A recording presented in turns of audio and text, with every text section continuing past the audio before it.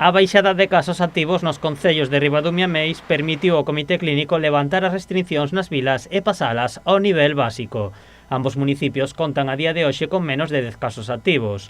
Os concellos son cautos á hora de valorar estas cifras. Dende o Concello de Ribadumia, pois estamos contentos, por suposto, con este número que temos a día de hoxe, que estamos falando de 7 casos, pero tamén é certo que hai que seguir sendo moi prudentes porque esta é unha enfermidade moi complicada. Que moi cautos e pendentes todos os días dos datos, porque eso, levábamos 5 ou 6 días con 3 casos e xa temos 4. Entón, hai que ser moi cautos, moi precavidos e coa máxima prudencia actuando das 24 horas do día cando saíamos á rúa.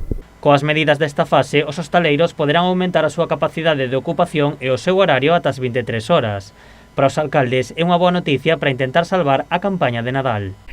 Pensaba solamente neso, en que polo menos a hostelería e o comercio, abrindo un pouco a mobilidade, que se poderan beneficiar xa dun ano tan complicado da campaña de Nadal, non? E ademais, tendo en conta esta situación de que hai outros concellos pechados, pero que hai outros limítrofes que seguían abertos, de outra comarca, como Barro, por exemplo, que isto pode axudar o noso comercio e a nosa hostelería. Eu creo que contribúen dunha maneira moi importante a un movimento económico e social, e eu creo que, entre todos os veciños, temos que apostar polo comercio local e apoialos.